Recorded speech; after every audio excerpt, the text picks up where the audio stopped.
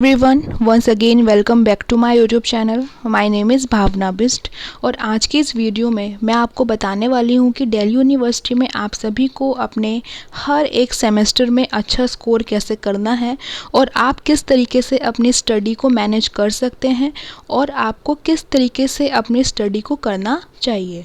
तो अभी आपको मैंने एक वीक पहले अपने टेलीग्राम ग्रुप पे इन्फॉर्म किया था कि मैं आप सभी के लिए एक वीडियो बनाऊंगी जिसमें मैं आपको पूरा अच्छे से एक्सप्लेन करने वाली हूँ कि आप लोग को डीयू में आप लोग को कॉलेज में कैसे स्टडी करनी है। ठीक है, तो आइए फ्रेंड्स हम शुरू करते हैं इस वीडियो को। अगर आपने टेलीग्राम ग्रुप को ज्वाइन नहीं किया है तो आप प्लीज़ उसको ज्वाइन कर लीजिए, उसमें आपको अपडेट्स मिलते रहते हैं। उसका लिंक डिस्क्रिप्शन बॉक्स में गिवन है। और हम अब अपनी इस वीडियो को शुरू करते हैं।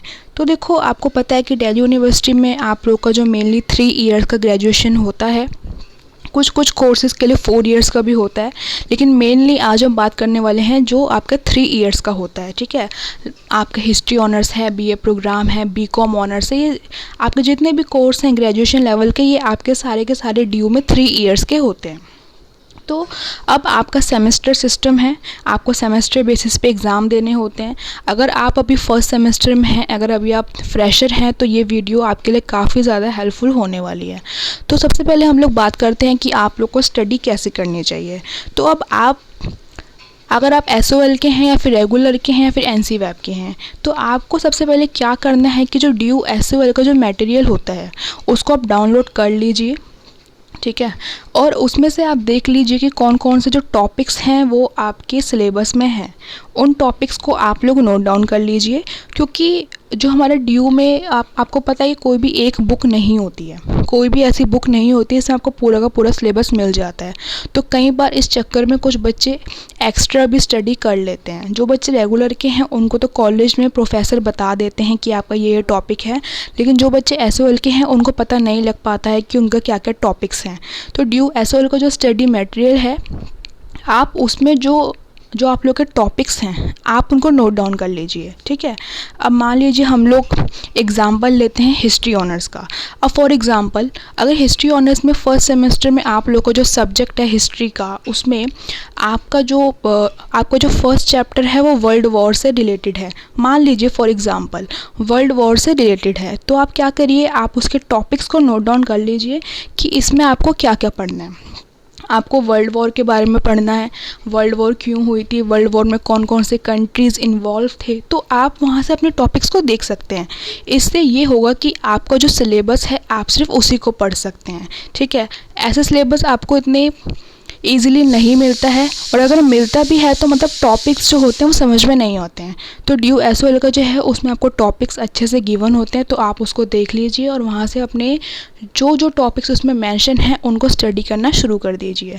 तो इस तरीके से आप अपनी स्टडी को स्टार्ट कर सकते हैं। और अगर आप बुक्स को ना भी ख़रीदेंगे ना, तब भी आपका काम चल जाएगा।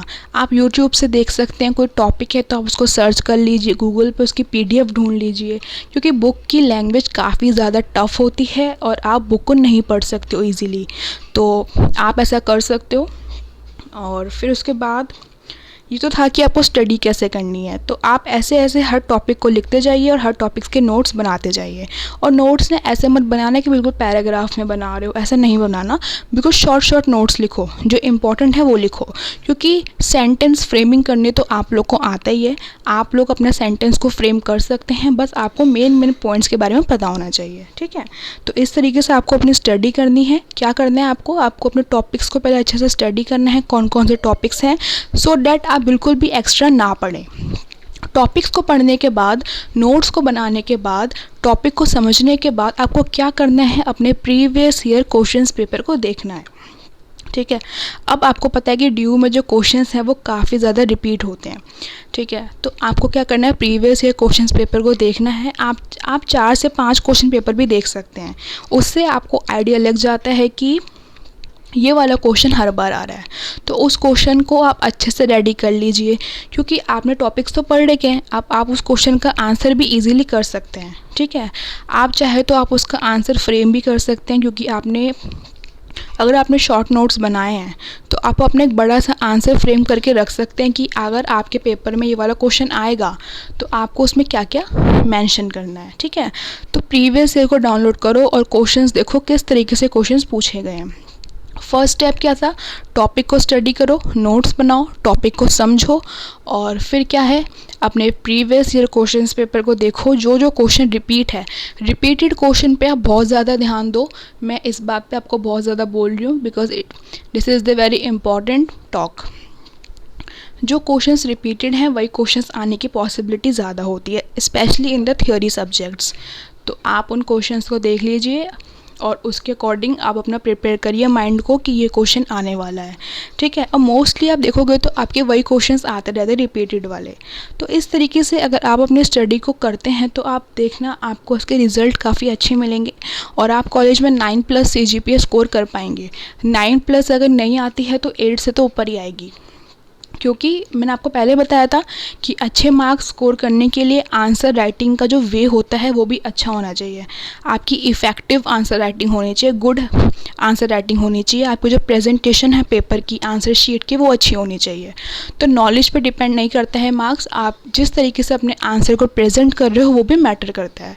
ठीक है, और आंसर आपको कैसे लिखने चाहिए दिल्ली यूनिवर्सिटी के या फिर किसी भी ग्रेजुएशन में, तो इसकी वीडियो का लिंक आपको डिस्क्रिप्शन में मिल जाएगा, आप देख सकते हो वहाँ से।